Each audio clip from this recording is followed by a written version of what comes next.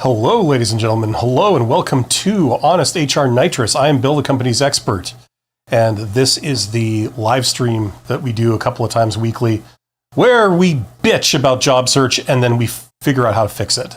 That's what we do. That's correct. The title of this episode is How the Job Search is Designed to Drive You Crazy. Okay, we're going to be talking about that. This is episode number 56, but this is basically a live Q&A. So if you're seeing my beautiful face right now, you should see a chat box somewhere in the vicinity. Get in the chat box, ask me questions. What are you wondering about? What are you struggling with? This process sucks. Job search sucks, and it's confusing as hell. And a lot of people don't understand what's going on. And it doesn't help that in this day and age, we're dealing with ghosting, we're dealing with fake jobs, we're dealing with all kinds of contradictions. This is the live stream where we talk about all that kind of stuff. The reality, not the theory of how it's supposed to go, the reality, complete with incompetent recruiters, very rude recruiters, hiring managers, all kinds of stuff, and just how unfortunate this is. And my heart goes out to people that are struggling with this right now. Usually when you're between jobs and you're dealing with this stuff, we feel at our lowest. We feel about this tall, and that doesn't help by a lot of the support that we get. So this is where we talk about that stuff. So get in the chat. Let me know what you're dealing with. Just to kick us off while we're waiting for some questions and comments, let's talk about the title, how the job search is designed to drive you crazy. You might have noticed that this process is riddled with all kinds of contradictions. There are contradictions within job interviews, within the questions they ask. There are contradictions with applications and what they look for in job descriptions. A lot of the things they're looking for, a lot of times they just don't make sense, And the reason you're seeing that stuff is because, for a start, this process of mainly we're talking about posted jobs here, posted jobs and applying for them. It's far from complete. A lot of people do not get jobs going through this process. They get jobs through networking and things like this that are going sort of outside of this process. So if you are just dealing with posted jobs and you notice a lot of these contradictions, you're correct. A lot of it doesn't make sense because it is incomplete. There are 21 people here. Thank you for joining me today. As I was kind of already explaining, I don't have a monologue to do. I am just purely here to answer your questions and react to what you guys are saying in the chat. So get in the chat. If you are a subscriber to my channel, you should see the chat box and you should be able to get in there and let me know what's up with you. Because I'm going to be basically responding to what you guys say.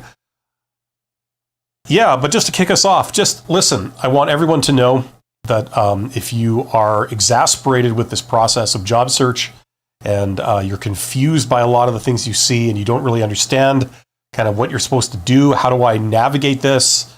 How do I connect with the employers that want to hire me? If that's what you're wondering, that's what we're here to answer. That's what I'm here to help you with. So get in the chat and we will do this. I see there are 16 people here. Let me know what's up with you. I want you to know that, you are awesome. You are engaged in some self-improvement. And if you keep this up, you're going to be crushing it pretty soon. You are highly employable and out there right now, there is an employer that is looking for someone like you. And as we speak, they're looking for someone like you. And the problem is you're over here and they're over there, and you're looking over here and they're looking over there, and you guys are just missing each other in the fog, as it were. You're not connected, and that's the issue. And the whole point of job search is for you to connect with an employer that's looking for you. And I don't care how bad the economy is purported to be, there's always people that are hiring. There's always people that are retiring or that are not working out, and they always have to be replaced. So there's a job out there for you. So get in the chat. So far, there's been nothing. I need you guys to give me something to work with. So what's going on? What are you struggling with? What are you wondering about? I will be happy to help you out if you let me know what's up. always remember, fish where the fish are. I usually hate reducing things right down to these little slogans, but there's a couple of good ones, and that's one of them. Fish where the fish are. Look in the places where there are opportunities. I get people occasionally asking me and saying, I just got rejected from this job, this company, they turned me down. Should I go back to them and apply again? And my thing for that, my position on that is basically saying, well, listen, there's nothing technically stopping you, from doing that. And do I have a crystal ball that can say, this will absolutely work or absolutely won't work? No, I can't. But what I can tell you is that there are other places where you could be looking and you could be focusing your efforts that would have a higher likelihood of something working out. Okay? That's definitely the case. There are some things that, make a lot of sense in the sense that statistical probability says that it makes more sense to look here and to do this activity, right, than this other place over here. And there's certain other things that, it's a pretty tall order, So we want to give ourselves the most chance possible at succeeding at this game. I'm going to check my live feed because I'm getting nothing, and that's kind of unusual. There's no sort of chats or anything like that going on. I see there are 32 people here. Okay, here we go. Finally, we got some stuff. So thank you to Nevs for being the first person. You win the award for being the first person in the chat room. So congratulations. You get a virtual handshake from me. Right? And you can take that to the bank. Nevs says, what's your opinion on the current economic events and will it affect the job market pretty bad? Listen, everybody, I know that's on everybody's mind. I don't want to get into politics, okay? But the reality of this stuff is that the financial markets, they go up, the financial markets go down. That's just how it goes. If there are economic fallout in terms of the job market, it's, it goes up a couple of points, it comes down a couple of points. You know what I mean? In the grand scheme of things, is that the end of the world? Are the skies falling? No, they're not. They're not. It's if you're in, say, the United States, or if you're where I am in Canada, or you're in the EU or any other place around the world, the job market, it goes up a couple points, it comes down a couple of points. Is that do you see those effects? Sometimes you do, but they're minor. The other thing is that what you don't see in that kind of economic data are individual industries, say the IT industry or the oil and gas industry or the pharmaceutical industry. They're going on boom-bust cycles all at different periods, all at different times, like this, all the way through that, right? And, those don't get widely reported, right? So depending on where you are, maybe the economy at large is going up a couple of points or it's going down a couple of points, but your industry is doing this or that, you know what I'm saying? That's perfectly normal, right? That's how it always goes.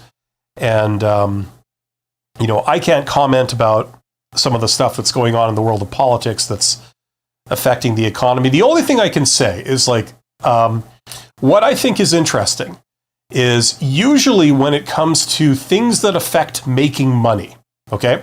So if somebody makes some kind of announcement, some politician or some company makes some kind of announcement, the way this stuff works is that, the financial markets, usually the stock market, and some of the others, like the bond market and other things, they are sort of an instant indicator of whether the, I wouldn't say the public, but the investing public is pessimistic or optimistic. If they're optimistic, the prices of things go up, like the stock of a company that makes an announcement, for example. This is something I've had to deal with. I've never been at the head of a publicly traded company. That's kind of like a notch above what I did. But for private companies and stuff, it's like, if you were to make an announcement, we're going to do this, right?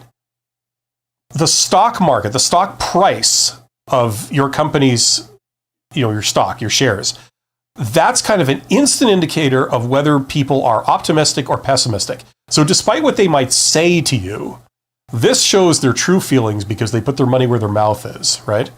So people could be saying something in support, but when you look at actually what they're doing with their money and they're taking it out of your stock, or they don't want to buy it anymore, or they're trying to sell it, or they're trying to short the market or anything like that, that kind of shows you what their true opinions are. So it's like an instant litmus test of what the public opinion is.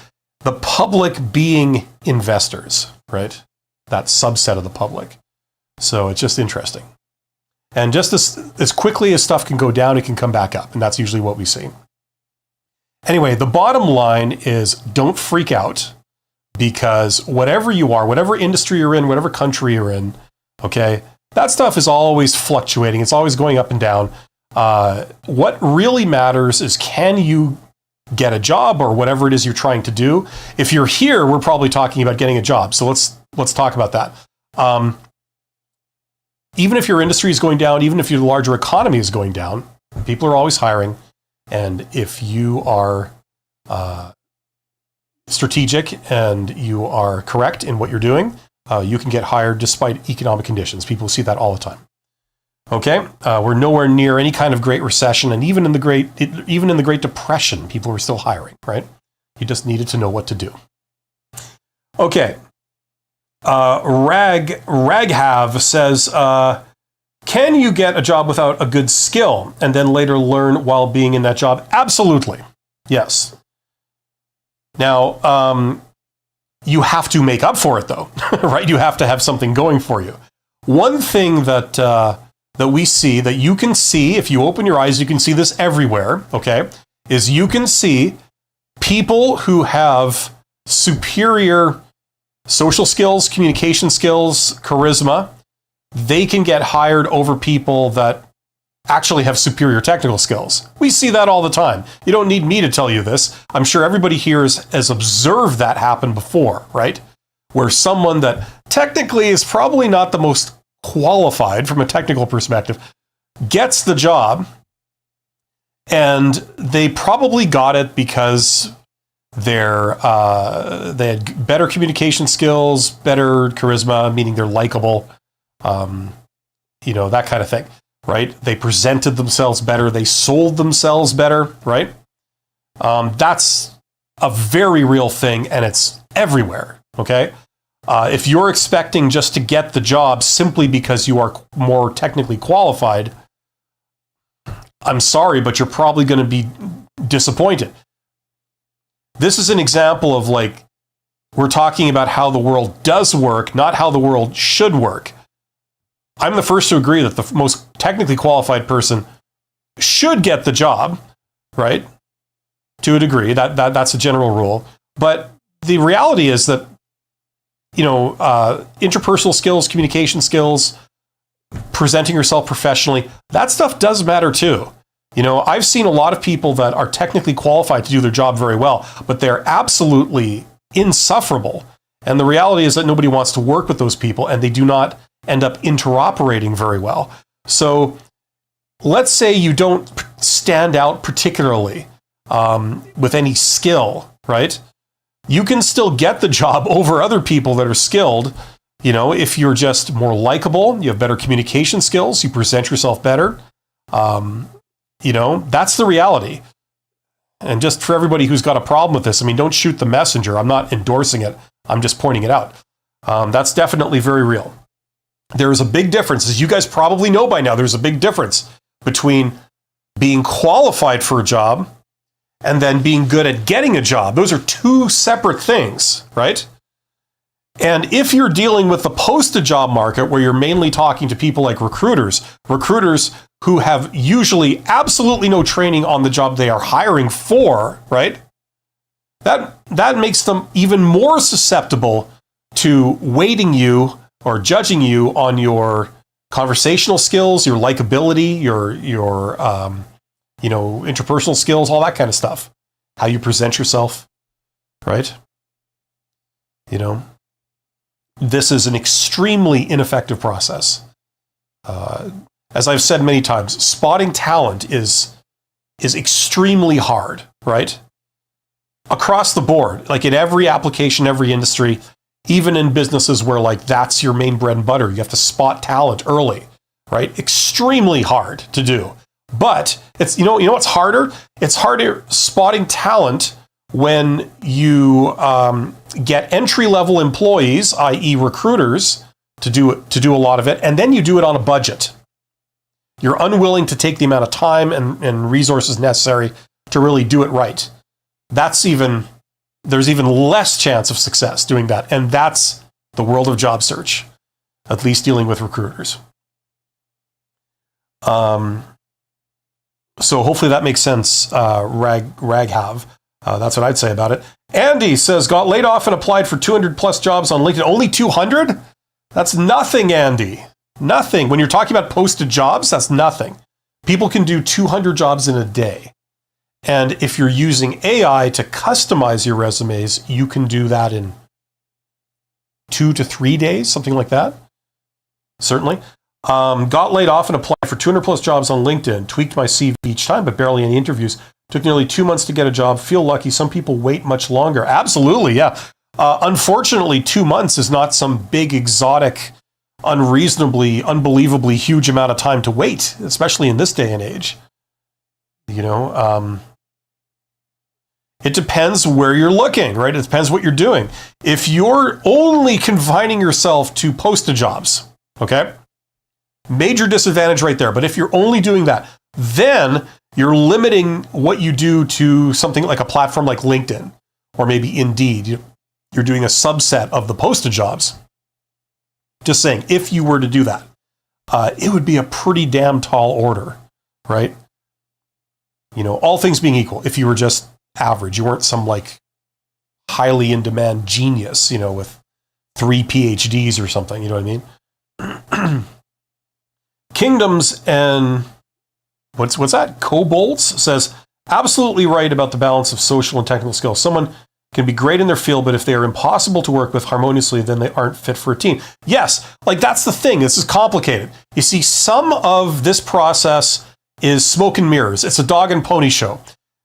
You can be kind of mediocre at what you do, but you can be very effective at selling yourself to people like recruiters who, let's face it, like I mentioned, they usually have absolutely no familiarity with the job that they're recruiting for. Okay.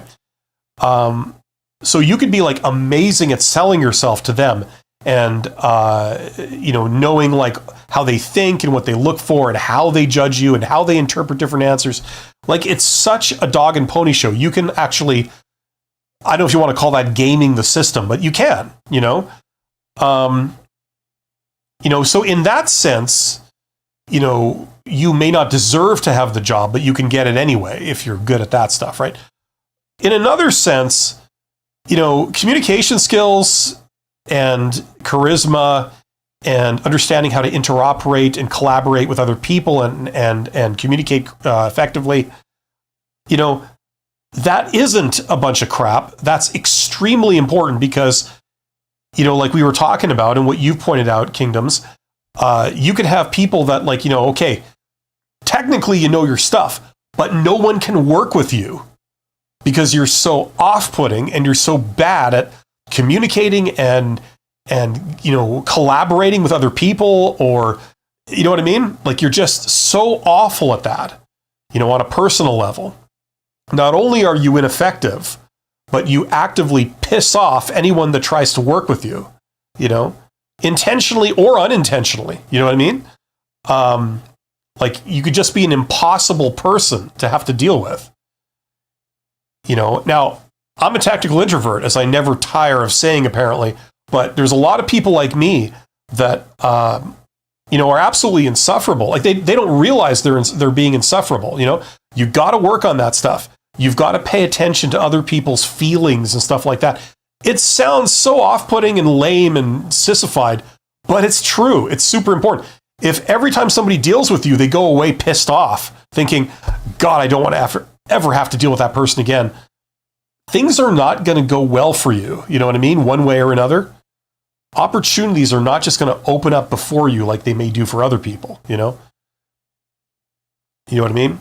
Because at the end of the day, you have to have a boss that wants to be your boss. They want to have you as an employee. And if they realize that every time they got to deal with you, they come away upset, for whatever reason, that's going to be a problem. That can be a reason why people don't hire you. And the worst thing you can do is show that kind of thing in a job interview. The job interview is almost like a free sample of what it would kind of be like to work with you. They're getting like the very tip of the iceberg. Like, here's kind of what it would be like to deal with me, right? And if you go in there and you look like upset or totally uncomfortable, or it's just awkward, and you know what I mean? Like, it's just, that's a free sample of what it would be like to interact with you more, right? When the stakes are even higher, when you have to work with that person, So just remember that, right? Go into a job interview, and I don't give a crap how rude they are, or like how dismissive they are, or incompetent they are, and you're probably going to see a lot of that. Really try and force yourself to just, not get offended over every little thing, and just try and be agreeable and approachable and accommodating, even when it's the last thing in the world that you feel like. You know what I mean? It's the last thing in the world that you feel like,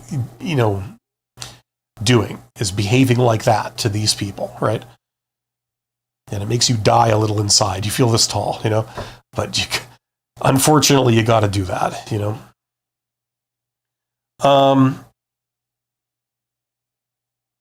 Raghav, do you feel MBA is important nowadays? Yes. Okay, let me ask you a question. Do you feel that learning marine biology in university is important? Answer me that. Nowadays. Not last year, but now. Is learning that important? Let me know. Obviously, if you care about marine biology, that's what you would do, right? An MBA is the standard degree in business. Business is the scientific study of how to make money. Now, is making money important? If it is, and you want to learn how it's done, then an MBA is useful. Is it the be-all, end-all? Can you take a complete effing moron, teach them this, and have them be the most awesome boss that is the wisest person ever that could run a business? No. You need that plus a bunch of other things, right? You need an MBA plus a bunch of other things, right? In order to do that properly. You start off with not an asshole, right? You know what I'm saying? And then you have them have some life experience. You have them understand how to deal with various types of people. You understand the industry they're in, blah, blah, blah, blah, blah. And then you give them the learning in how to make money, and they could probably do a good job. Kingdom says, curious about your outlook on how jobs are being affected by current advances in automation through both our... This is a live stream about like how to get a job, guys. I don't really see why everybody cares what my opinions on random things are. I appreciate it's flattering and everything, but I'm here to try and help you. What I think about random things really doesn't enter into it, nor is it really helpful. What do you want me to say? I think people, when they ask questions like this, they want me to say something radical that breaks the mold. And sorry, but it's like these things, they're boring. They're exactly what you would expect. Is an MBA useful? Of course it is. Does it mean that you get an MBA, you can all of a sudden do anything? No, of course not. It never did mean that. Will advances in automation, is it like, terrible? Is it the end of the world? No. Is it a good thing? Yes. Will it be less dramatic than all the promises? Of course, that's how it always goes. Every time there's any kind of advance, like the printing press or the automobile or the telephone, everybody, first, the reaction is the same. They first think, oh, who would want this? What good would that be? Then, when we move on further a little, and then you can't say that because it's obviously revolutionizing things, then they freak out. That's the other reaction that you get. Everybody acts like it's the end of the world. This will destroy human society, And it never does. Think of all the people that dealt with horses that were affected by the rise of the automobile. You know what I mean? Like, yes, it is true disruptive change. By definition, disruption means that it takes people by surprise and they're not prepared for it. That's what the word disruption means. What bugs me is that for the last 20 years, people have been throwing around the word disruption for every mundane, stupid little thing that comes along, and they claim it's disruptive. Well, for the first time in 20 years, we actually have something that's disruptive. And now these people are freaking out, because for all their forward-thinking attitude that the image they try and convey to the world, I can see my viewers going down as the longer I keep talking. For all the how they claim to be forward-thinking and futuristic and all this, when you get something that comes along that's actually disruptive, they all freak out. They declare it to be a universally horrible thing. They try and slow it down as much as they possibly can. I think it's funny. Yeah, it's another tool. Is it the be-all, end-all? No. It's like saying, is the internet... I mean, I was around when the internet came in. Everybody freaked out. Once they declared that it was not a thing, and then when they saw it started to change absolutely everything, then they absolutely freaked out. They just lost their shit, if I can say that. And, like, has it been the end of the world? No. The world has changed to a degree, but it's just another tool. Anyway. In the USA specifically, I don't want to go. I'm not even in the USA, so why would anyone care about what I think of it? Okay, I'm here to help you get a job. I'm here to help you figure out the wonderful world of careers and job interviews and applications and networking and recruiters and hiring managers and being rejected and the posted job market versus the hidden job market that everybody should be in, but most people aren't. And if you're not in it, you're making it so much harder for yourself. Okay? Learn about the jobs that are not posted. All the jobs that you see right now and that are posted, that's 20% of all the jobs that are actually out there. The rest are not posted. You can get them, but you go about it differently. In a word, you go about it through networking. And what is networking? Networking is not rich people doing each other favors. That's what a few of the people that are not taking advantage of this think. That's completely false. Networking is simply people talking to other people. You probably have people in your own family that have gotten a job before because they had a coworker that made them aware of it, or a former coworker that said, "Hey, I'm here now, and we're hiring. What are you doing? Do you want this? I can maybe put in a good word. I don't know if they'll listen to me, but I can put in a good word for you." You may have someone in your family that's once gotten a job like that. That's how the vast majority of people get jobs, through some form of networking. So if you're not taking advantage of this and you're not tuned into how you do it, learn that. It'll be the single biggest thing you can do for yourself. Oh, and by the way, all the good jobs are in the hidden job market. They're not posted because they don't need to post them. They don't have a problem finding people that would want to be in that job. So that's something I'd much rather talk about than what I think about the American economy or something. I appreciate the questions, Kingdoms, but hopefully we could talk about that. Pranay says, Pranay is talking to Andy. Ragav says, what's the best thing we can include in a cold mail to attract more replies? Oh, I don't know, because I do not recommend you do cold mail. Like, are you talking about snail mails or you're talking about emails? Either way, I don't recommend that.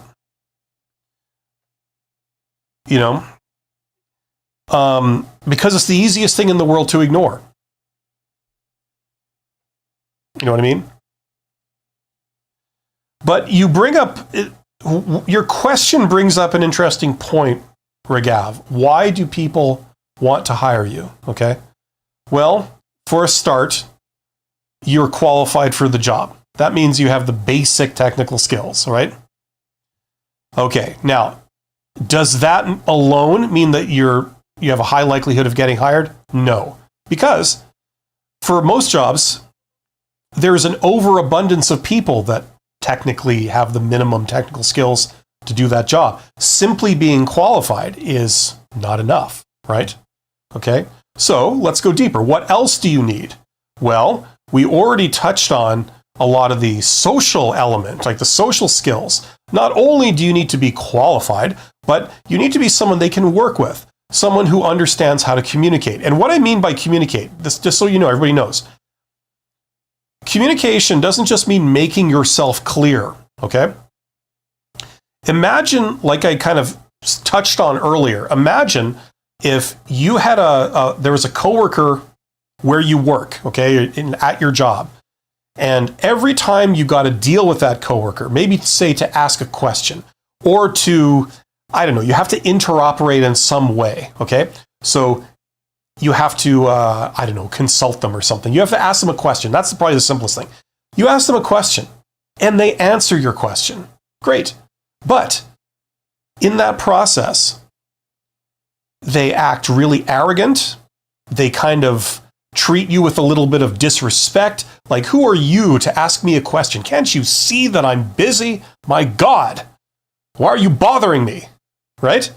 So you walk away feeling annoyed, feeling upset, and you think like, you know, I'm glad this job pays me a lot of money because my God, you know, you could barely pay me enough to have to deal with that person, right?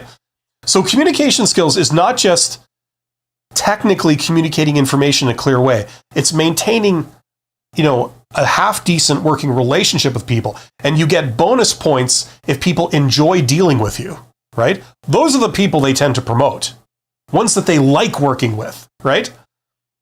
If dealing with you is kind of like pulling teeth all the time, that's usually not, there's not a lot of people saying, I want to work with you more, right? So you've got that component. You've got the social skills. You're professional, you're polite, you're friendly, you're approachable, you're a pleasure to deal with.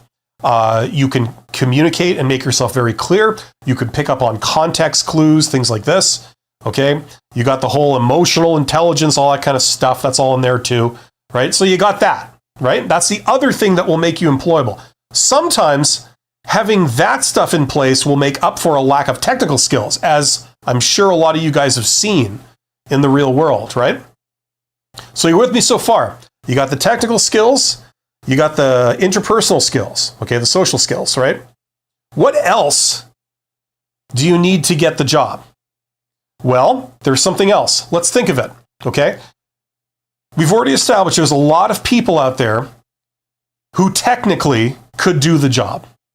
Are they the best person for the job? No, but they could do it. They're technically qualified, right? They meet the minimum skills. Then there's a lot of other people that, you know, you could work with, right? Some of them might not be amazing to work with, but, you know, they're okay, right? You can interoperate with them. It wouldn't be the end of the world, right? So there's a lot of those people, right? Okay, so finding someone that has both of those is not that hard, right? What's the third thing you need? You need to be first in line. Because they're not looking for a specific person to hire. They're looking for anybody who's got the technical skills and, you know, has got all the social skills. All we need is someone like that. Are we going to comb the earth to find the exact perfect person that we need? No. How much time do we want to put into this? 3 days, 4 days, if that? Okay, well, who showed up for this? Let's take the first 6 interviews for the first 6 people that look like they're technically qualified and they have all the other social skills together. Let's talk to those people. First come, first serve. Right? You need to be the one that shows up. Now, if we're talking posted jobs, it's really kind of weird how that works, because as soon as the job opens up, they get inundated with hundreds of applications. So trying to be the first person is like trying to be the first caller into a radio station that can give the right answer. You know, it's like everybody calls in. 100 people call in the first like 5 minutes. Who gets in the door first is kind of a crapshoot, right? What did I say earlier? I said all the jobs that you see that are posted, all those jobs, that's only 20% of all the jobs that are out there. The others are hidden, right? So the other 80% of all the jobs that are out there, you're not going to see a job posting on, but they exist and you could get them because they exist inside the minds of the hiring managers. Hiring manager knows they have to hire someone to fill this position. They've just gotten permission to hire another person on their team. They know they have to fill that. And quite frankly, they're not looking forward to it because hiring people is not the main part of their job. They have their actual job to do. This is a sideshow they have to tack on, and they don't want to do it. And if they can do it as quickly and as painlessly as possible, that's all they're interested in. So the way that stuff works is that if someone were to show up at that point and say, hey, I understand you're looking for someone who's got this, that's me. You're also looking for someone that's great to deal with, that's genuine, that's professional, that you get along with really well. Also me, right? Here I am. I'd love to work. I'm very excited. I'm very enthusiastic about working here. And they believe you. They're going to hire you. What's the sense in saying, no, I need to post this job publicly so I can get 1,000 resumes of strangers I don't know, people that have never taken the initiative to show up, people that I've never met, so they could be crazy, they could be off-putting, they could be criminals, everything on their resume could be a lie. I need to go through all those first before I hire you, right? I'm describing something that never happens. You don't have to be the smartest. You don't have to be the best. You just have to be the one that showed up first with the bare minimum technical skills and the bare minimum social skills. And that's how you get hired. There's really no magic to it. It works the same way in sales. You see, what you're doing is, job seekers, if you're a job seeker, you're engaged in the sales process. You've now become a salesperson probably to your own horror, but you are selling yourself. You're trying to persuade them and saying, I'm your best candidate. Forget everyone else. Forget all the other people you might have talked to. Reject them. Just go ahead and reject them and then hire me because I'm the best, right? And you're trying to persuade them of this. It's a sales process. Pranay says, do metrics matter in resume? Is it okay to fill up the entire experience with metrics? For example, I did this, which resulted in this. Metrics matter to a degree, right? Yeah. The higher you go, like if you're a manager, you're a middle manager, upper manager, then it's all about metrics. And it starts off being about like percentages, right? Like you said here, percentage. So I did this, I initiated this cost savings plan, and it reduced our operating cost for this unit by X percent over a year, something like that, right? It's always the impact, it's in percentage. But as you go higher and higher, there's a different metric, and the metric is money. Okay, if you get to management and you go up, it's all about money. We generated this much, we had a cost savings of this much, right? We did this thing and resulted in additional revenue of this, which translated to net income of this. It's all about those two metrics, percentage and currency. Usually, for me, it's dollars. For Americans, it'll be dollars, but for whatever country you're in, whatever your currency is, that's what it ends up being about as you go higher. Now, for the low-level stuff, it really depends on a variety of factors. It depends on what they're looking for, which can be, there's no logic driving it. Some people really care about that stuff. Other people really don't. Other people care about it, but then they don't trust that what you put on your resume is accurate. So they would want to grill you about it anyway to try and validate it, right? But it's not a bad thing. The problem is some people look for, at the low level, some people look for duties Other people look for accomplishments, and some people look for a mix, right?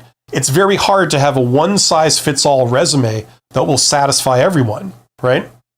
So what I recommend is, if you're talking about writing a resume, I recommend that you have a couple of your main duties on there. Like, this is what I did, but then you also have a couple of key accomplishments on there, right? So that way you're kind of covered depending on what they're looking for. If you talk to a manager, they will care more about, generally speaking, they will care more about accomplishments. If you're talking to a recruiter, they'll care more about duties. If they ask for accomplishments, they really don't understand a lot of the accomplishments because they're not managers, but they're just told that you should have them, but they don't know why. And they don't know how to validate them because they don't know the subject matter of the job. But it's not a bad thing to put those on your resume. Pranay says, does oversharing in interviews or being absolutely honest can make a recruiter think he's not a win? Of course. Yeah. A lot of interview questions are geared around that, right? If they say, what's your greatest weakness? And you say, oh, well, for a start, I'm an alcoholic, right? And, to be honest with you, probably another big weakness of mine is that I hate everybody, okay? Like everybody. I hate you. I hate him. I hate everything this company stands for. But don't worry, because it doesn't get in the way of my work, right? And what they'll do is they'll thank you very much, and then they'll reject you, right? You gave them exactly what they asked for. You want my weakness? Here's my weakness, right?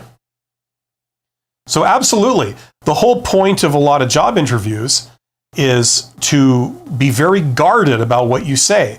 Because the first thing they're going to do when you get into a job interview is they're going to ask you to spill the beans on yourself, to give them the dirt on you, right?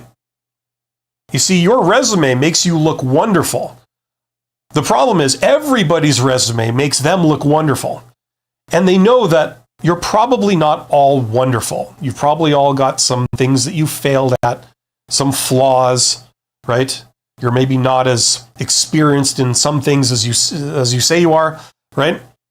So their job is to sort of peel back the layers and get you to reveal this stuff, right? So if you go into the job interview and you're being completely honest in the sense that you'll answer any question they ask you fully and completely, right?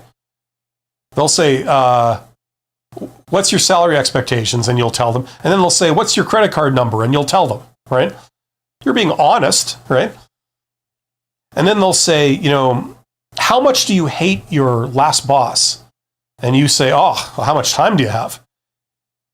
And then you spill your guts about how you hate your current boss or your previous boss. And it's scary because you really come across like a psychopath, when you admit, what you think of your boss, right? What's the result? The result is they think, we're not hiring that person. I mean, they're just so full of hate. Did you hear what they said about their boss? My God. Should we call the police? So of course, do not go in there and just, the other thing is they're going to try and do is they're going to try and get you to go off script. So things that you haven't rehearsed, they're going to ask you questions about things that you didn't expect. And now that they've caught you off guard, that's a way to get you to go off script, right? And that can be another big liability for you, right? So the whole point of preparing for job interviews is, to rehearse a lot of things that they're probably going to ask and you're probably going to have to say, and also being good at sort of not going off script, sort of bringing it back to, something that's pretty safe to say. Especially if you're dealing with recruiters, because that's what they're intentionally trying to do. If you're doing networking type stuff, you're doing informational interviews, or you're talking to hiring managers for jobs that are not posted, you just reached out to the companies, you did direct outreach, then it's a little more, it's a little more organic. You can talk about stuff. The pressure's kind of off, and they can see that you're a bit more authentic. But job interviews are an absolute exercise in being like probably the most fake interactions with people in your entire life. Okay, that's what they are. And you know this by the fact of how they behave. You know what I'm saying?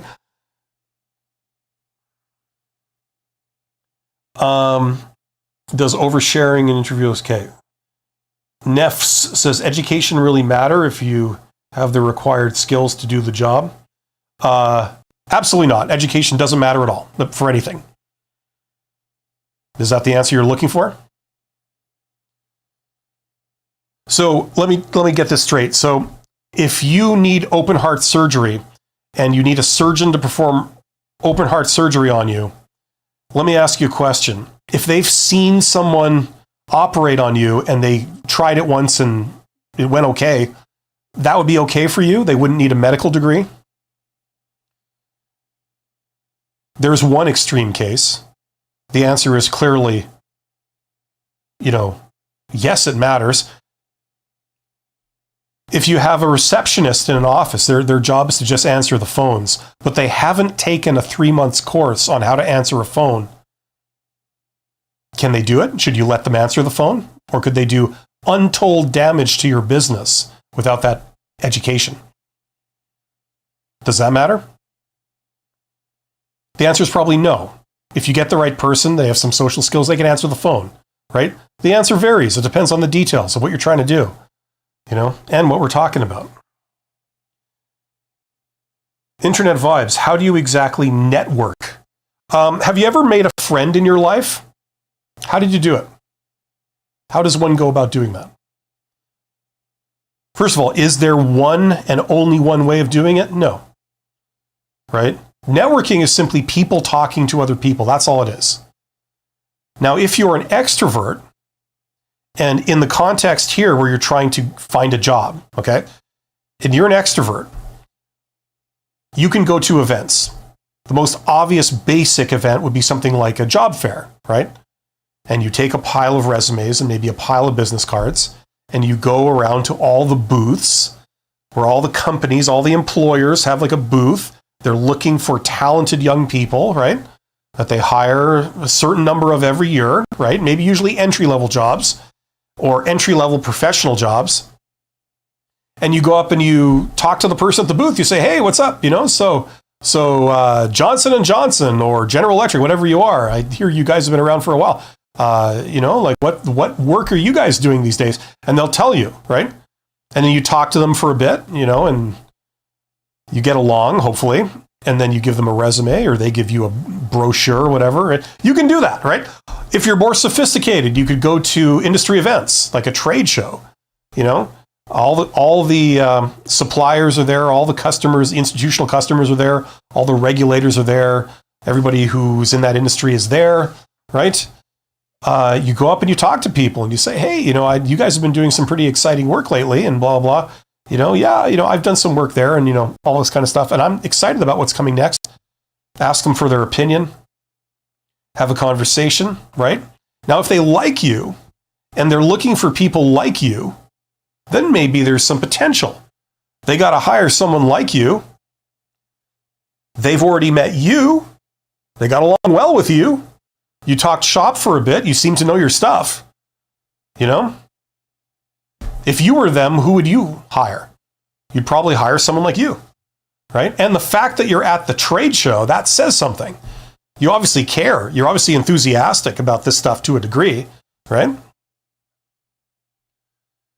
Now, if you're an introvert, you have all that stuff that you can do, okay? But there's other things that you might prefer doing. You might prefer talking to people one-on-one. So maybe you're not great with schmoozing, going up to people and striking up a conversation with a stranger. Maybe that's not really your deal.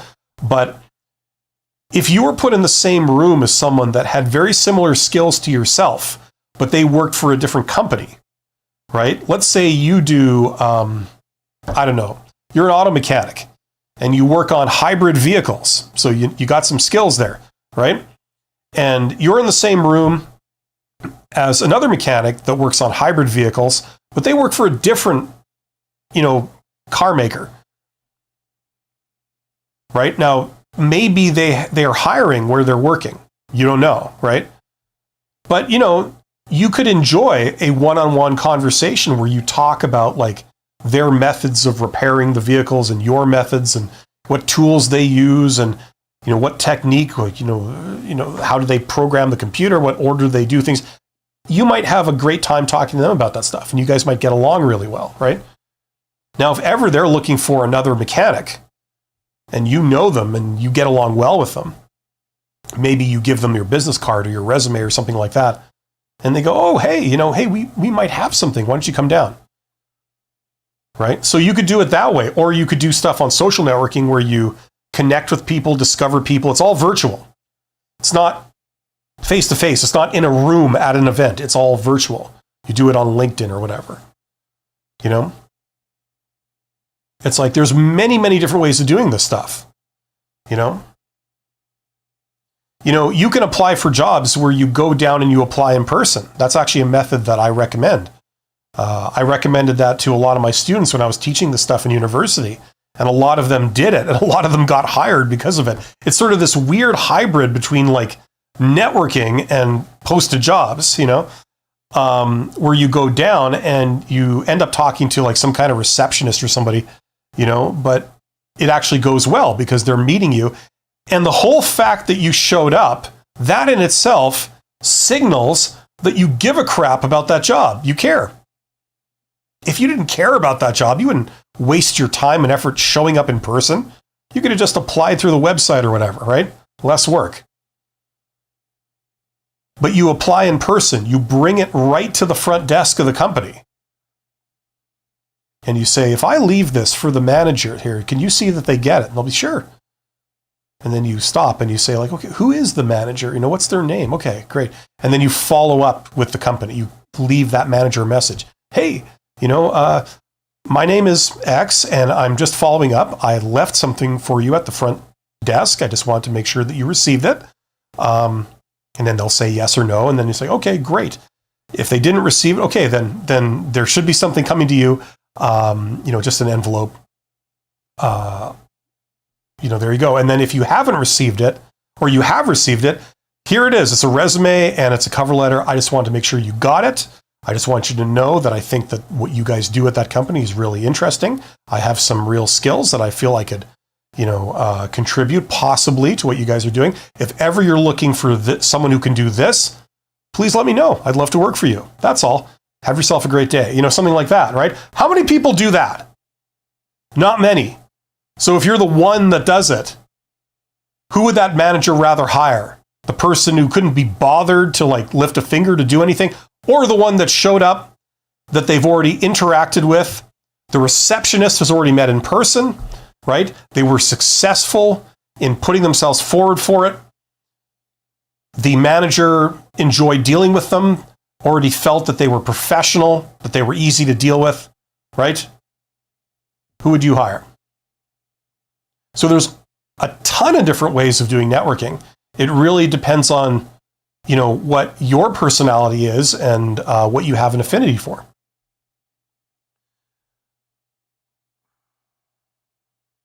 Pranay says, why would I say alcoholic? I meant in a professional way. Oh, so you have professional weaknesses. So when they say, what's your weakness? You would say something that they hear and they go, ooh, we want that. Sure. Sean says, what are your thoughts about Indeed? I feel like it's a joke.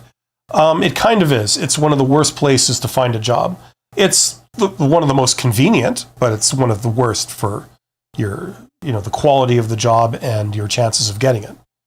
That's usually the trade-off we see, right? One of the reasons why it's so ineffective is not because there's anything inherently wrong with it, but because you're going up against 800 other people for every job that's on there, right? I mean, just that alone, if you're going to go up against 800 people and you're going to try and beat them hands down by going head to head, that's always the challenge, Listen, the way to do a job search campaign is not to just do one thing, it's to do several things. So Indeed or other job aggregators like Indeed, that can be part of a job search campaign. I understand, especially if you're just starting out, you don't want to ignore some posted jobs that look really good. They're looking for the exact things that you have. You know what I mean? So, I'm not necessarily saying like forget about it, but what I am saying is that if all you're doing is you're just going to Indeed or just LinkedIn, or you're just looking at posted jobs and you're not doing anything else, I would say you don't have a well-rounded job search campaign, and that you should really tack on some of these other methods, because usually they're the ones that, are far more likely for you to get something, and far more likely for you to get something good, is what I'm saying. Like, think about Indeed. Like, okay, so you get a job that has 800 applicants, right? Now, they can afford to pay people rock bottom prices because there's so much choice. Like, talk about, buyer's market in a sense, right? You have 800 people competing for one job, right? So it's a total buyer's market. So they can afford to get exactly what they said they're looking for, and they can afford to pay absolute rock bottom prices for it, right? So that makes it a less attractive, option for a lot of job seekers. The reason why a lot of people do it is because I think they don't know of any alternatives, Internet vibes. Most job fairs I've been to tell you just to apply online.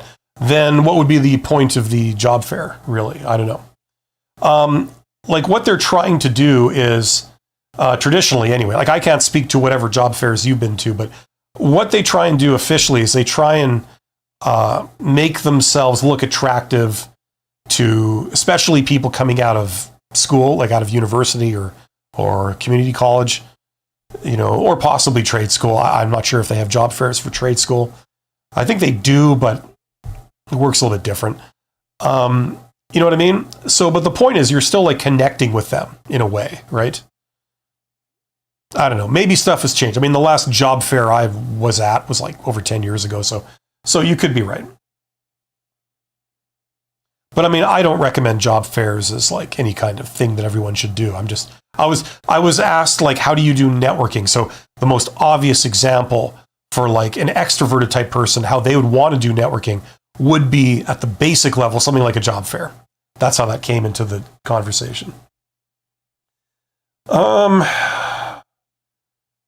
Reese Diaz says, when asked about my weaknesses, would it be appropriate to give a weakness that is irrelevant for the job? If it's in a technical role, can I say my weakness is sales or public speaking? Listen, I know that's like some kind of semi-popular answer that people say. I don't recommend it. No. Because first of all, number one, how do you know it's irrelevant for the job? You don't. You're guessing.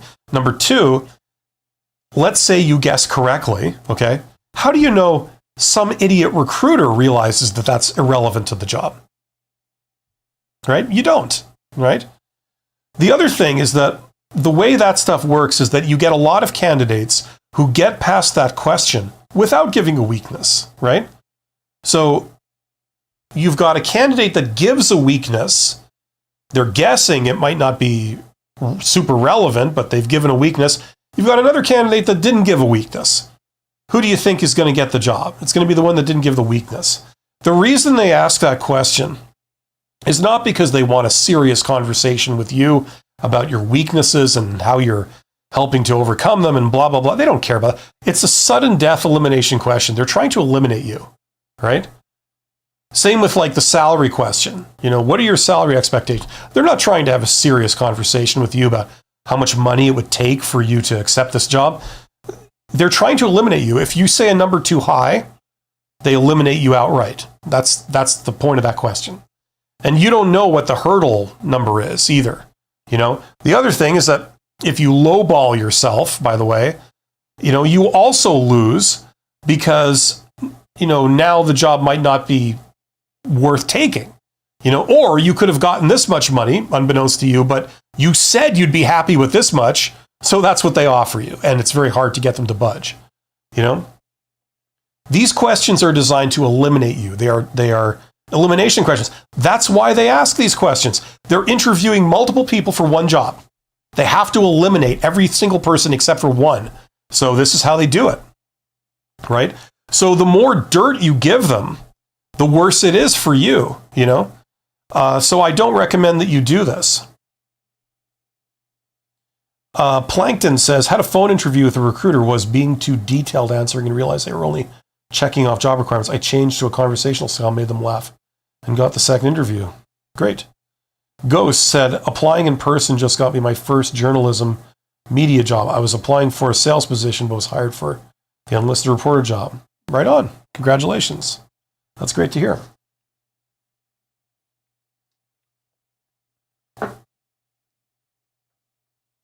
So get in the chat. Let me know what you're wondering about, and I will be happy to help you out.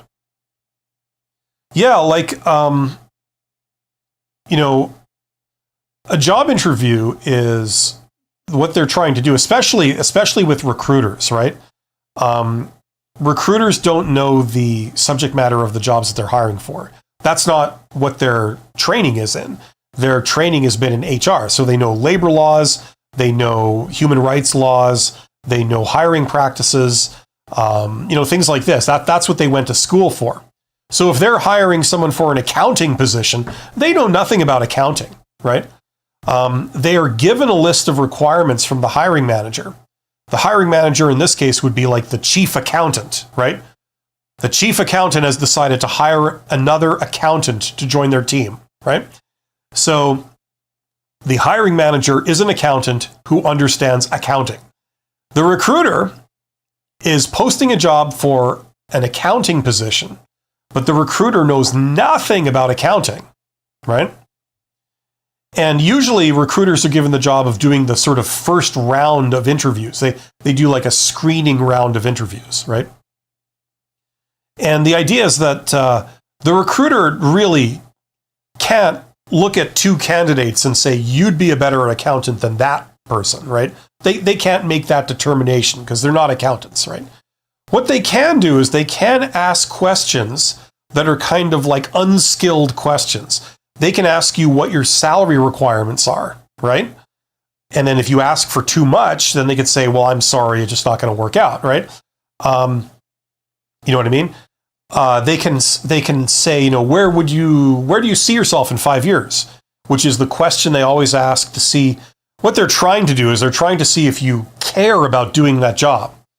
Because if you say like, oh, in 5 years, I see myself doing something completely different to this job that I'm hoping you'll hire me for, right? That kind of signals in their minds that, you know, you're not really enthusiastic about doing this actual work. You'd rather be somewhere else, you know? So, you know, you're not really a fit for this type of work. You're not really passionate about it. So, you know, these questions don't require any special skills to ask, you know? That's the thing. So recruiters do those kinds of questions, like screening questions.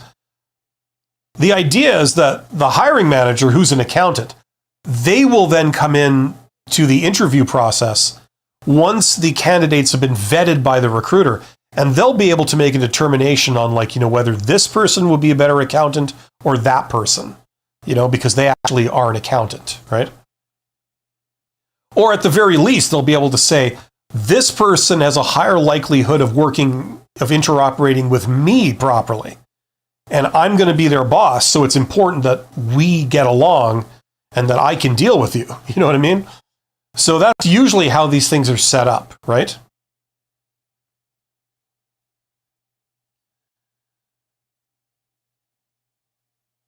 Okay, there's still no more questions. See, there's 42 people here. Get in the chat. Let me know what you're wondering about. This stuff is not very good, by the way. It's kind of a last resort for me to resort to drinking Tim Hortons. In my experience, it's been just sludge. It's like drinking hot cups of mud. If you're wondering why I've got a little bit of a snarky attitude today, it's probably because of that. I just realized that now. Surfs Up says, I like your handle, by the way, says, started a new role, and the company that rejected me rejected me a month, reached back out because the role reopened 2 weeks into the new job, red flag or opportunity to demand a dream salary. I don't think it's an opportunity to demand a dream salary. Listen, you can demand whatever you want, okay? You have the right to ask for whatever you want. They have the right to say no, okay? That's how this works. If something isn't working for you, if they're going to pay you an amount of money that just isn't enough for you in your situation, okay? And it's not going to work out. So the way salary negotiation works is that you just need to understand what your position is. And then that's what you ask for, okay? So you can demand whatever you want, right? You don't need anyone's permission to ask for anything. Now, that's not, I realize that's not the main point of your question. You're wondering if it's a red flag that they said the position was filled, they decided not to move on with you, and then all of a sudden it opens up, right? What I suspect happened there, and I'm sure has occurred to you, is that they actually selected someone and that person didn't work out. So either they rescinded the offer, their offer was rejected by the candidate, right? Or the person might have even started in the role and it was clear that for one reason or another, they just didn't work out. So congratulations, you're second best in the eyes of these morons. So they're coming to you. The job has reopened, right? Listen, none of this matters, okay? This could end up being the worst job you've ever had, or it could end up being the best job you've ever had. None of this matters at all, okay? It could be a red flag, or it just could have been an unfortunate coincidence. There's no way to know. So, if you have any interest in doing the work, ask for a salary that makes sense for you. And if they give you an offer, great, do it. Don't close your mind before you've pursued this, okay? Even if you have something else, maybe you've already accepted an offer with somebody else, just say yes and demand an even higher salary, just to see, There's no harm in doing any of this stuff, right? Remember, you have no loyalty to any of these employers. Your number one loyalty is to yourself. So do what's right for you.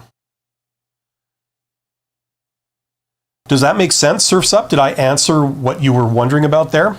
If I haven't, please clarify. Reese says, should I wear a different outfit for each interview? Are you talking with different people? If it's different people each time, it doesn't matter. You know what I mean? Now, if it's the same people and they're always dressed different, and you've had your 6th or 7th round of job interviews, and you're always wearing the same suit or something, if you have more than one suit, you could mix it up a bit. It doesn't really matter. It depends on the minor details of the situation, if anything. Okay, so do what you feel comfortable with.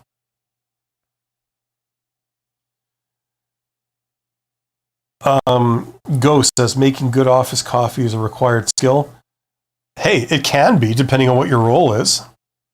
If you're like an EA or something like that, that's definitely a skill, because I tell you, there's some people out there, they can ruin coffee. Maybe they did too good of a job on me, as evidenced by my physique. Danielle Jones says, I appreciate your feedback on job fairs. I've been to 3 job fair 2 weeks ago and made some seemingly good connections. I followed up with the next day, went online to complete the application. Yeah, okay, listen. The real advantage of job fairs, okay, in general. Now, look, I haven't been to a job fair in a while, but the idea is that you're speaking to a representative of that organization, okay? They're right in front of you, okay? They're not like behind a website where you apply. They're not like behind some email address. They're right in front of you, right? Now, if you get along with them and you engage them in conversation where they really like you, you get them talking all about what they do and, what their experiences have been with that company and, all this, and they really enjoy talking to you, right?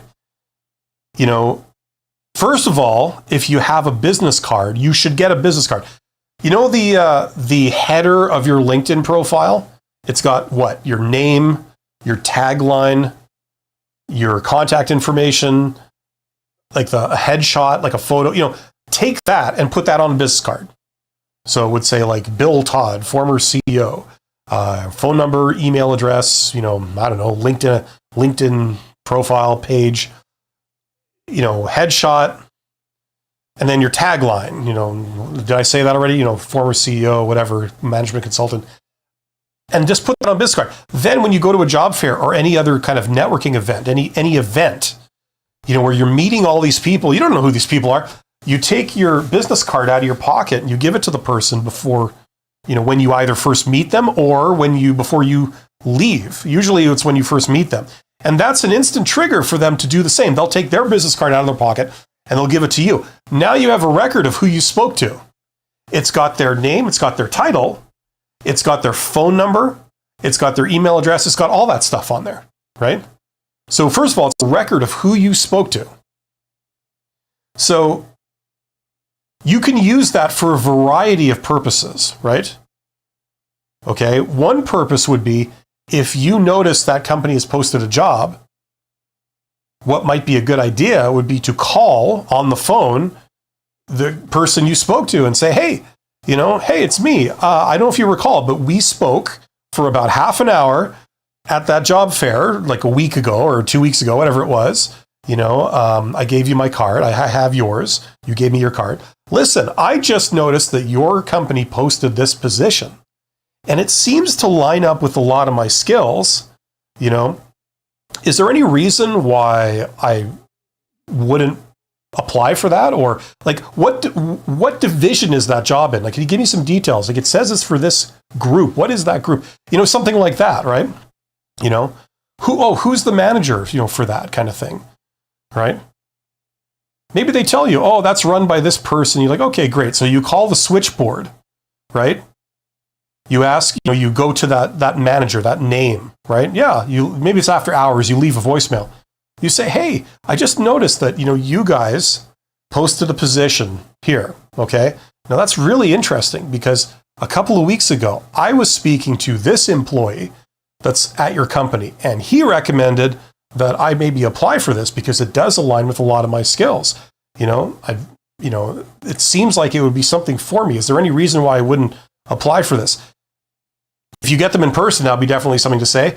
If you get the voicemail, you're leaving something, it would be just another, now they've got a sample of who you are, right? Where you say, I'll call back during the day. I'm just wondering if you give me some more information on this. And now you've got personal connections with this organization, right? So you're already a leg above all the other candidates that are applying online that they've never had any contact with. Now you're having direct contact with two people at that organization, the hiring manager and somebody else that you did meet in person. So they can always ask, like, how was this person when you met them? It's stuff like that. It's that type of activity, right? So it's good to have like business cards. It costs you like a whopping $20 or something to get like 500 or 1,000 of these things to print up and mail to you. It's really not that big of a deal. So if you're going to events like job fairs and stuff, it really helps. You can bring resumes if you're going there too, but business cards are really much more convenient.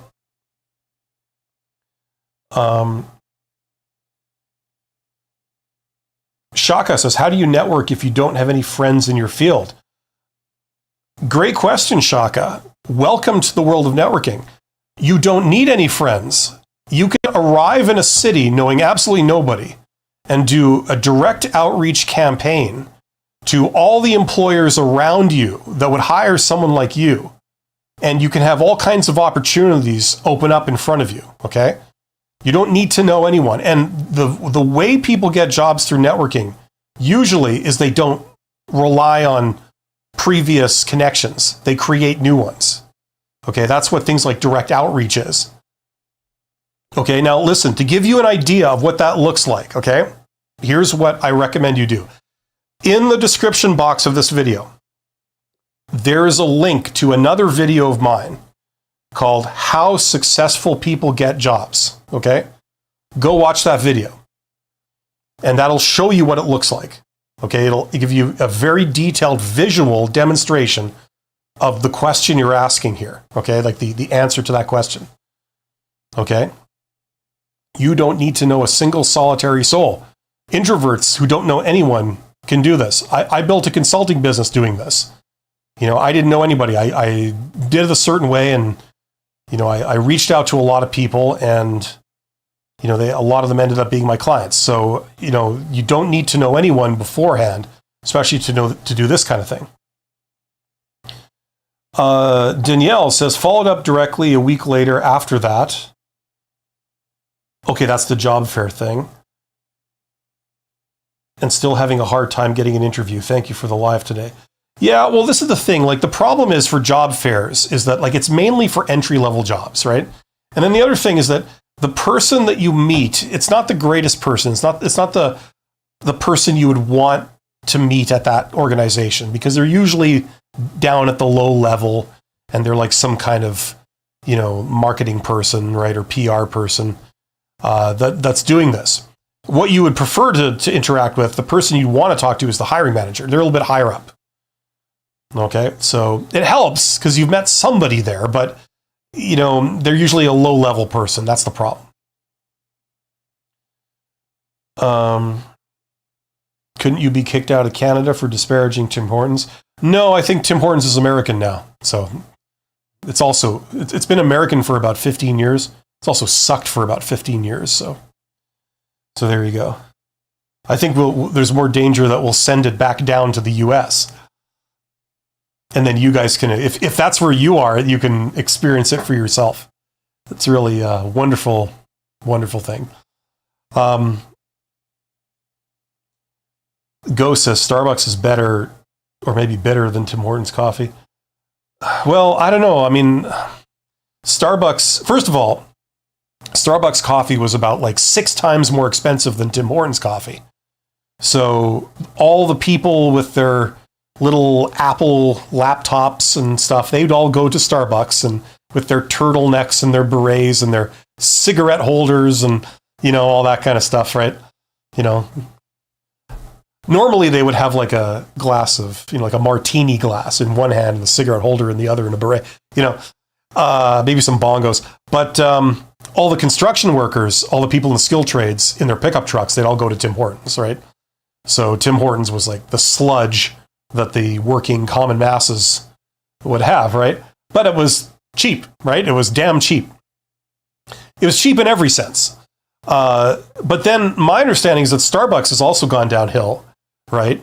It started off being this really high-end place where you go there and people actually smile at you, instead of like what they do at Tim Hortons, where they just like look really bored and look like they want to kill you. I ordered a coffee from there once, like years ago, like 20 years ago, and they took the coffee, right? They made me my coffee, right? They put coffee in a cup, and then the guy took it and he put it down, like bam, so hard on the counter that there was this big spout of coffee that went up, and then it sort of came down onto the counter, and then he just like looked really bored at me, and he turned around and he walked away. That was my coffee.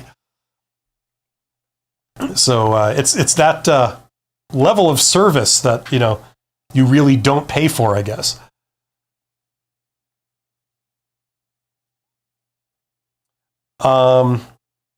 Yeah, so I don't know, but Starbucks has also gone downscale. They've tried to cheap out on everything. It's like they're shooting themselves in the foot. It's going to be, from a business perspective, I know that strategy. It's going to be very hard to recover from that. That's usually what happens when accounting types get to be in charge. Because if you're an accountant, everything is a cost to be reduced. That's how they look at things. Normally, the things you have, some of them are like, it's a strategic resource to wield to get superiority over your competition. But when you get an accountant in there, it becomes a cost to be reduced. That's why companies that have a CIO, like an IT person that reports to a CFO, usually they're on the beginning of the end. They're on the slide downwards. Because instead of thinking of IT as a strategic resource, they think of it as a cost to be cut. And it looks like Starbucks is kind of following that general thing, as far as I'm aware. We'll see. Sarim, Tim Hortons stock goes down. No, yeah. Well, that would mean that I'd have a lot of influence, but I don't. So, but I appreciate that. You're welcome, Shaka. I'm glad that you're getting something out of it. Hopefully my sarcastic attitude didn't drive too many people away. Reese says Starbucks is hit and miss anyway. Oh, you know what I like? You know what my favorite experience is? Like, you go to a Starbucks where you're the only customer in the place, right? And you go up to the counter and you order like a drink or whatever. And they always say, like, what's your name, for the cup? So you're like, okay, so my name is Bill. So they write Bill on the cup, right? And then, they're like, you go sit down and we'll call you. So like, I'm the only one in the entire place. So they finish making your coffee about 15 minutes later. And then they stand where you're supposed to collect it, pick it up. And they shout, Bill, like really loud, like across like this empty place. It's like, I'm the only one here, But I guess they have to do it or something. So it's just that personal touch, Anyway, first world problems. Reese says they never got my Java chip frappe right. I don't even know what that is, but it sounds fancy. So you must be a very intellectual person, I'm sure. Ghost says, no, your Starbucks customer description is accurate. Fits me perfectly. Oh no. No, do you, okay, so do you work at Starbucks? Yeah, this is a story of my life. You talk disparagingly about somebody and then you discover that the person you're talking to is like the CEO of the company. So, I've actually done that. Why do you think I'm a former CEO? No, that came out wrong. I didn't get fired for that. Just that I'm not into that anymore. But yeah, anyway, we're here to talk about jobs and how stupid the whole thing is and what you can do. The biggest theme of a lot of people that are like feeling really, pessimistic about it. They have a lot of confusion as to what they would need to do to get a bite. They're applying for jobs, they're pursuing opportunities, but they're not getting called back. It's just all rejection all the time. And they're wondering what to do. The biggest single thing you can do, in my opinion, is first of all, tune into the hidden job market. Okay. Now I've made two videos that are linked in the description box below. They're videos on my channel. They're just free videos. Are they kind of like the sexiest videos ever? No. But I feel like I'm giving away gold. I feel like everyone should know this stuff because that's where all the real opportunities are. The first video that's linked in the description box is called Hidden Job Market. The second one is called How Successful People Get Jobs. So go and watch both of those. And if that gives you ideas of stuff you can try or places you can look, okay, which hopefully it does, you should see a huge change in your fortunes if you can pursue those, right? Unfortunately, this is stuff that a lot of kids in school are not being taught. It's like if 80% of the jobs are not posted, one would think that they would tell kids in school, like, okay, here's how you go after those jobs and how you get those jobs. But no, they're not teaching that to kids. I don't know why. They're still teaching them only like this. Here's how you apply for jobs in the posted job market. The posted job market has changed a lot in the last several decades. Even in the last 5 years, it's changed a lot. We've seen like lots of fake jobs. All of a sudden, sort of that's become like a big thing these days, and there's a lot of other shifts that are happening too. Like AI, like ChatGPT and stuff is really changing how people apply for jobs and things like that. I mean, there's a lot of change going on there, right? But the way that people have always gotten jobs, the vast majority of people have always gotten hired through some form of networking. And networking just means people talking to other people. You can go talk to somebody, This is the thing. There's a lot of people that I don't understand this. It's almost like, you tell people like, look, you can go talk to hiring managers. You can reach out to hiring managers. More than hiring managers, you can reach out to executives. Why do I say that? Apart from having done it for years and been very successful at it, I'll tell you why. Two reasons. Number one, first of all, executives have the power to hire you on the spot. You know, people would rather talk to the person that works in the back room, like some junior level employee. They don't have the power to do anything for you. They don't have the power to hire anyone. They can't do anything for you directly. They don't even have the power to put in a good word for you. You know, who listens to them? Do they have the ear of anyone important? No. You know? So first of all, you got to talk to people that have the power to help you. That means they have the power to hire you. Or if you're wanting contract work, they have the power to engage you, you know? Right? First of all. Secondly, a lot of people don't know this, but in an organization, you have different employees at different levels, right? The people at the bottom, it's not their job to get unsolicited queries from the public, okay? That's not what they do. People in the middle managers and stuff, it's not part of their job to get unsolicited queries from the public. People contacting them saying, I don't work at your company, but, you know, can we talk? You know, we might be able to make a deal, you know, might be able to work together. It's like they don't get those kinds of communications. It's not their job to handle those. But executives, that is their job. When companies reach out to other companies, say like, let's partner, let's investigate possibly working together. You know, I want to understand what you guys do. You know, I know what we do. There might be an opportunity to work together, you know, some kind of strategic alliance, or not even that, but just, you know, we could end up doing work for each other. You know, it can mutually benefit us, right? You know, let's investigate that. You know, let's just talk about it, right? Let's have an initial meeting, right? Who do you reach out to? You reach out to executives. Why? Because not only do they have the power to actually do something to help you, but number two, it's part of their job to take those kinds of queries, right? Someone contacts you that you don't know, and they're reaching out to you in a way that follows etiquette, it follows protocol, looks professional, looks legit, right? It's your job to respond. That's why a lot of executives have a lot of unstructured time in their schedules to deal with stuff like that, right?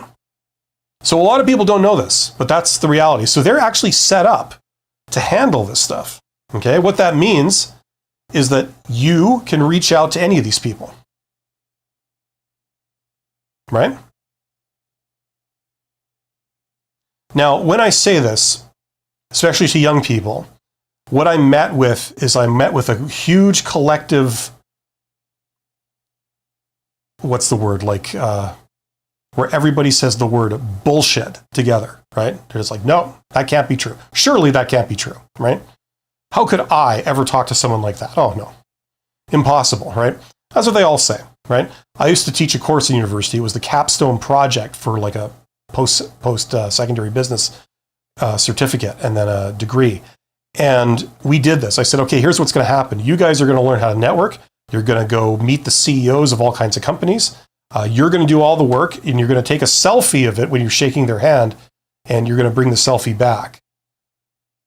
And that's what a lot of them did. And a lot of them got offered jobs.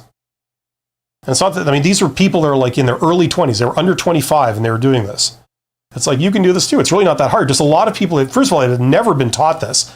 And secondly, they seem to think it's impossible. It's like, unless you're not living in a free country where you're not allowed to talk to people, you know, if you're in the EU or North America or anywhere,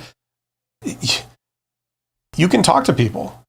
They have the perfect right to not want to talk to you, but you have the perfect right to talk to them. And a lot of them will, if you know what to say and you reach out to them in an appropriate way and you say appropriate professional things. You know, you don't even have to do any of this. You could come downscale from this to reach out to organizations, you know. And that's what a lot of people do. And they surface all kinds of opportunities where people want to hire you. If you were a hiring manager, who would you rather hire? A faceless resume where you don't even know if what they wrote is accurate. You don't know if they're only in it for the money, if they have any affinity for doing this work, you know? Or would you hire the person that reached out to you, that said, like, I'd love to get your expert opinion on this, on your industry. I'd love to be able to ask you a few questions. Is that okay? And he said, sure. So they came down to your office. They were professional. They clearly knew their stuff. They were great to get along with. They had the right attitude. Who would you hire? Anyway, that's as much as I'm going to do today. I'm not going to evangelize about that anymore. But look into it. If you are not having a ton of luck in the posted job market, look in the hidden job market. Learn about the hidden job market. One way or another, it'll be to your advantage to learn about that stuff. Okay. Reese says, my school just handed out packets. Yeah, I can see. I can believe that. Ghost says, what's the most common mistake applicants make in an interview or on a job application? Probably an overshare. Or, well, I don't know what the most common mistake is. One common mistake is they go off script. They just start talking off the top of their head. Next thing you know, unbeknownst to them, they've eliminated themselves. The second thing they do is they're a little too forthcoming, especially when recruiters are trying to get the dirt on them. They say, like, what's your weakness? Or, like those kind of questions. And they say, oh, well, let me tell you. And they just give you a whole laundry list of, here's all my weaknesses. See, I'm giving you exactly what you asked for, so I should pass, right? Yeah, your reward is you get eliminated outright. So just learn a bit about job interviews, okay? Recruiters take advantage of the innocence of people that haven't really done this very much. It's an extremely fake interaction. In the same way that they ask you all those stupid, annoying questions that don't feel like a real conversation because they aren't, the only way to pass is to sidestep all the minefields that they're laying for you. And if you don't know how these questions work and what they're looking for and what would be a good answer and what would be a bad answer, then you fall right into it. That's unfortunately the reality.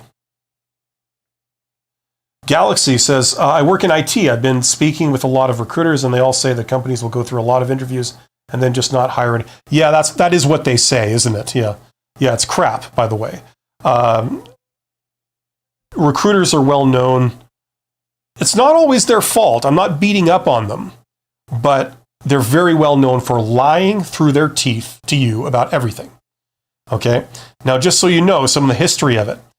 In the past, they were more unrestricted as to what they said to applicants. So, for example, if an applicant applied for a job, maybe they came down for an interview, but they were rejected, they were not selected, they could go back to the recruiter and say, so why was I rejected? And the recruiters sometimes would be honest and say, well, it was because of this, right? Well, there were some cases, I think in the United States, and I believe also in Canada and other places, where the company was then sued and said, well, you rejected me on some bias and the reason for rejecting me, blah, blah. So the countermeasure against that was that from then on, recruiters were restricted officially in what they could say in terms of why a candidate didn't get a job. Sometimes it was official, sometimes it was unofficial, but the practice has been to just never, ever give any honest details why someone was rejected, right? Never give honest feedback. There's a variety of reasons why they don't. Either they don't give you anything or they give you misinformation. But there's issues with giving, here's why you were rejected. Here's our thought process.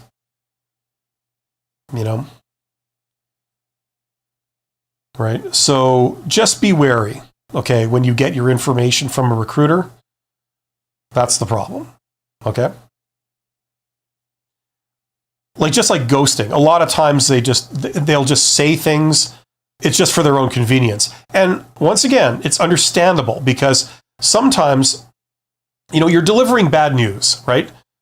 For every job that, if you work as a recruiter and you're filling jobs, and every job that you fill, one person gets hired and 800 people get rejected, right?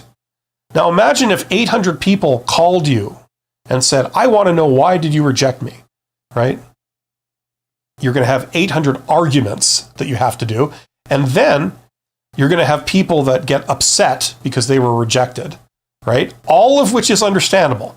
But it's equally understandable, let's be fair, it's equally understandable the recruiter doesn't want, to have to tell people no so that the people get upset. It's very unpleasant for them. And all of that is very inefficient as far as their productivity is concerned, because all that work doesn't contribute to them filling another position, right? So that's one of the reasons that they will ghost you. That's one of the reasons why they will never give you honest feedback.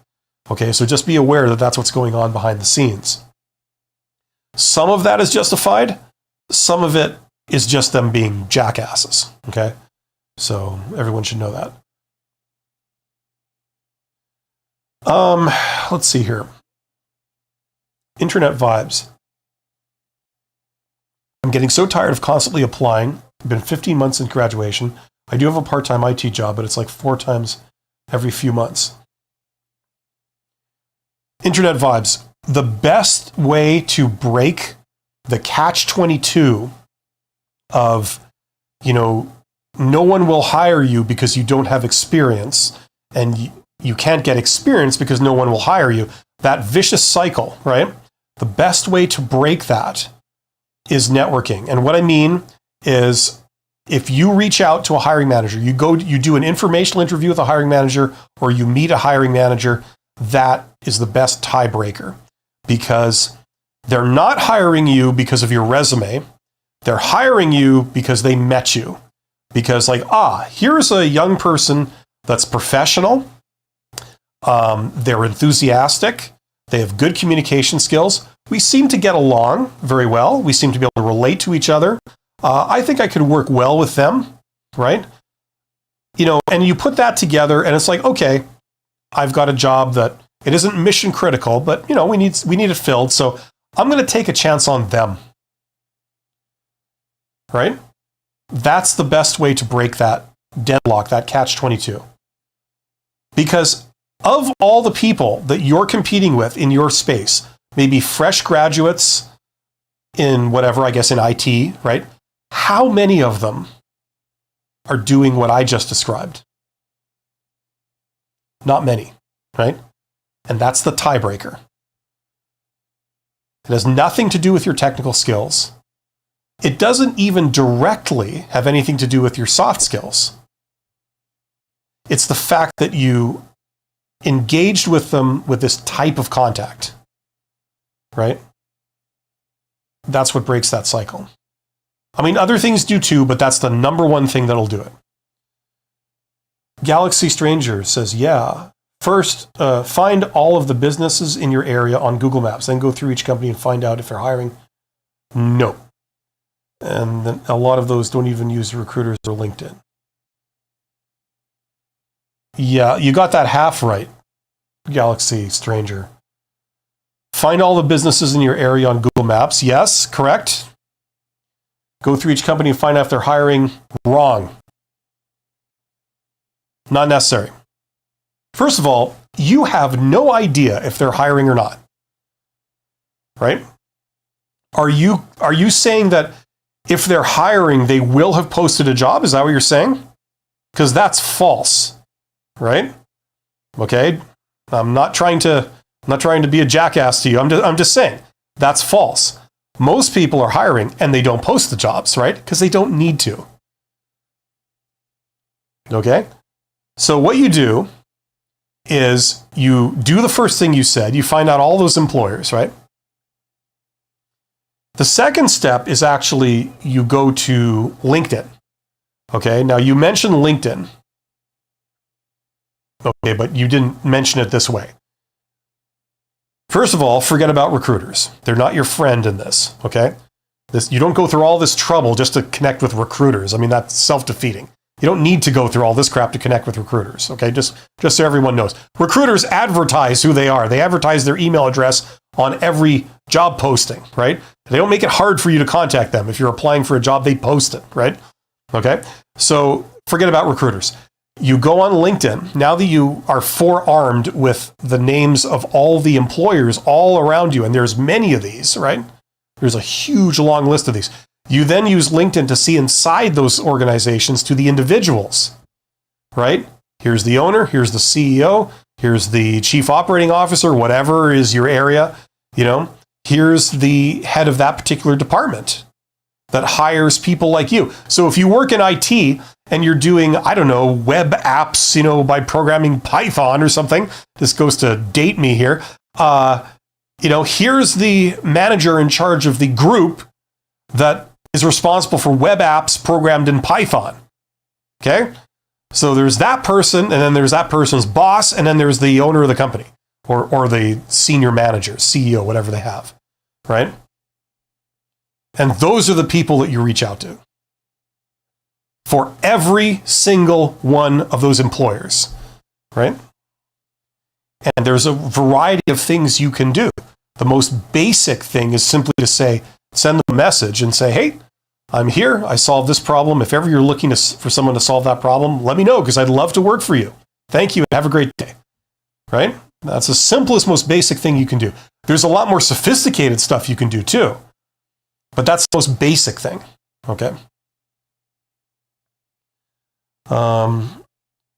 Curran T says, I had a really positive interview a week ago, just hoping to hear back while applying for other jobs, and wanted to thank you for how forthcoming you are in your advice. You're absolutely welcome, Curran. Congratulations. It's good to hear that things are going well, and I hope it works out for you. And I appreciate you coming back and saying something so nice. So that's really nice. Galaxy. Yeah, and Galaxy, once again, I don't mean to jump all over you. I'm just making a point. Okay. But I hope you internalize that. It really doesn't matter if they post anything or not. If they have posted stuff, I don't care. Reach out to them. If they haven't posted anything, I don't care either. Reach out to them. Okay? That's all you got to know. We are not engaged in applying for posted jobs. This is something else. This is the hidden job market. Right? You don't need to go through any of this if you're just going to apply for a posted job, right? Curran T says, I just set a couple of informative interviews with different librarians for those reasons. I'm hoping to learn more about their day-to-day, as well as gauge whether I'd want to work with them. Okay, good. And Galaxy Stranger, you're awesome. You are officially awesome. Okay, I just want you to know that. And I wish you every luck in your efforts. I'm sure that you will be successful very soon.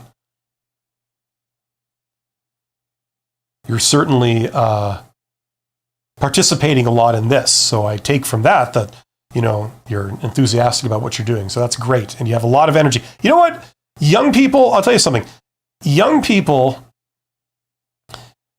everybody's got their strengths and weaknesses. Young people, one of their strengths is they have tremendous energy. And people that are middle-aged like me, it's like I'm late middle age. I'm getting into old. I'm going to be into old age soon. It's like we dream of having the energy that you guys have. It's like, yeah, we've been around the farm and we know how to do certain things, but then we don't have the energy to do it. You guys have the energy. We wish we had that. We know we're never going to get it back. So learn all you can, because if you know what are the right things to do, and you have this incredible energy that you have to pursue them, it's like you can kick ass. It's going to be fearsome. Seeing what you can accomplish.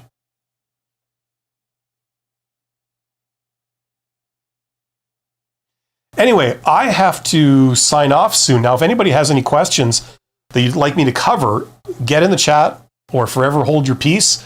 While we're waiting for that, check out some of my courses if you need some of this additional help, okay?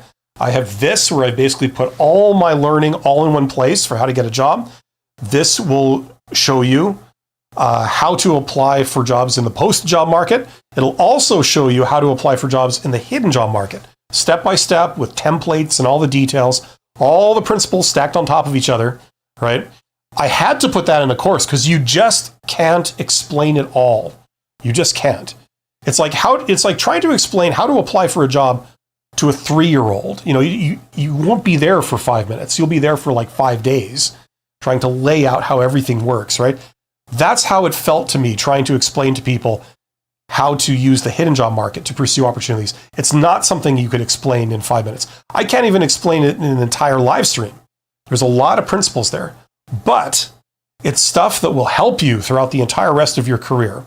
So if that's what you're looking for, check out that course. There's a link in the description. If, however, you're in a slightly different situation, you're not immediately confused about how to get a job, but what you're wanting to do is you're wanting to climb the ladder, check out that. Because if you're trying to work your way into management, upper middle management, stuff like this, you've got to tack on a variety of things. Now, one of the things you have to tack on are communication skills. You have to have above average communication skills.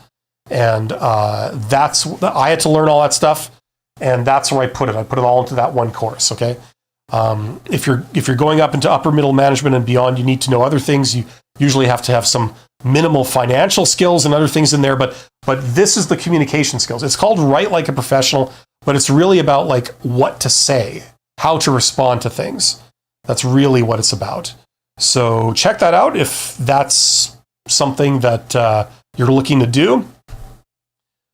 I will be here. I will be live on Wednesday. I will have another edition of Honest HR Nitrous, pretty much at the same time, almost that I did it today.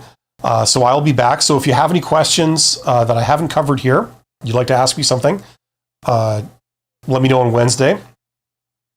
I see there's some more chat activity, so I'm just going to cover this. Alex says, I'm in my second day. Problems with the bus company with the fact that the driver didn't come at all.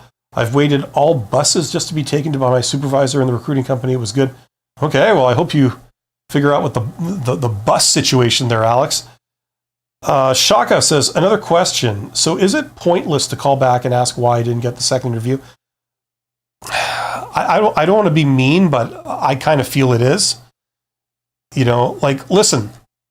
Listen. Okay, either they're honest with you or they're not. Now, I maintain that in the vast majority of situations, they will not be honest. If they do give you something that's truthful, it will not be complete. It will not be the entire story for a variety of reasons, okay? Now, let's pretend that what you got was honest feedback, okay? And they felt that you were no good at this, so that's why they turned you down, okay? Now, the next question is, should you act upon that, okay? Usually the way this goes is that most people, you apply to many, many jobs or many, many opportunities, and you don't get selected. That's how this works for pretty much everyone. You get rejected many, many times, right? It's because these people, they just, you didn't click with them. They were, there's a variety of reasons for that. A big reason is that, something that usually happens is they're looking for stupid things. Maybe they were looking for someone that they could pull the wool over their eyes and exploit. And I'm sorry, you didn't measure up. You know what I mean? So if that is what's going on, would you then be influenced and say well, we didn't hire you because you had the wrong attitude. You seemed skeptical when we told you about the conditions of the job or something. Maybe you were right to be skeptical. You know what I mean? Maybe you were walking into a trap. It would have been a horrible situation. Are you then going to go and walk into the next situation that has a lot of red flags? You're going to go in there being totally trusting? That would be stupid, right? Listen, you are who you are, okay?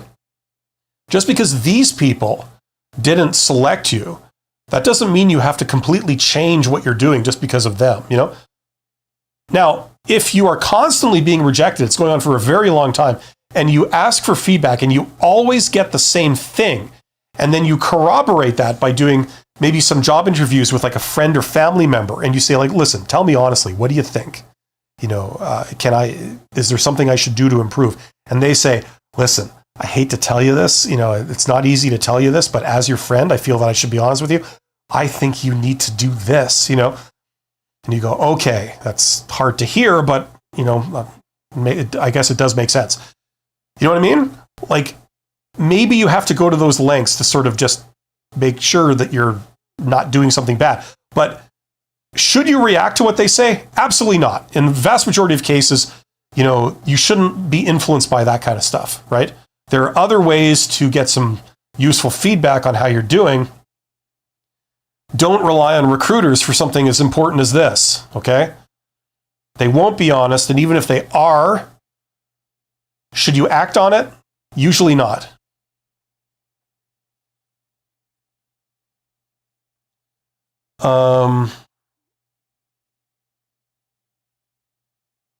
Galaxy Strength. Okay, Curran says, oh, I do have a question. I was just invited to interview for a part-time job. I was offered an interview shortly after, but had meant to apply to their posted full-time role.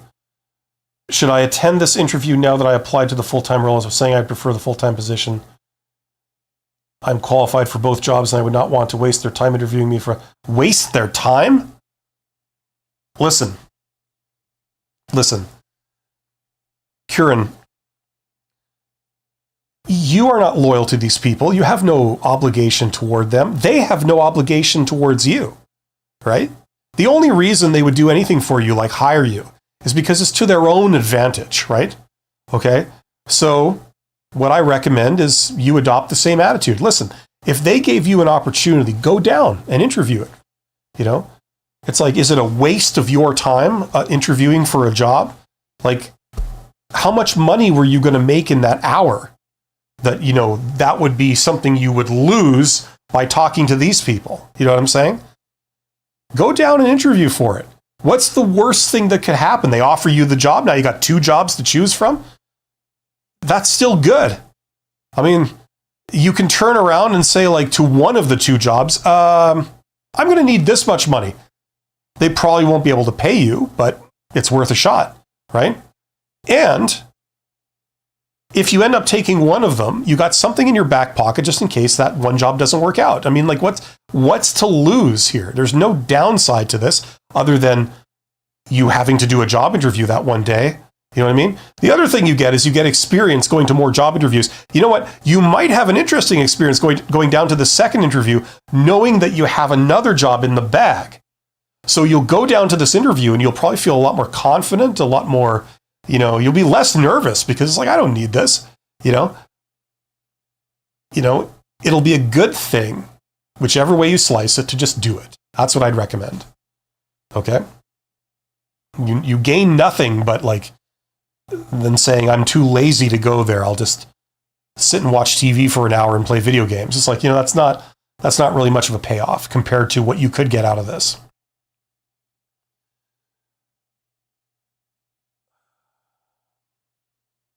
Thank you to Shaka. Thank you to Galaxy Stranger. Thank you to Curran. You guys are awesome. Thank you for being here. I hope you got something out of this. Check out my courses. I'll be back on Wednesday. And remember, each and every one of you, you're awesome. You're highly employable. And out there right now is an employer that is looking to hire someone exactly like you. It's just a matter of connecting with them. They're not seeing you and you're not looking at them. So you need to connect. That's what this is all about. I wish every one of you guys the best. I will see you in a couple of days. Take care of yourselves.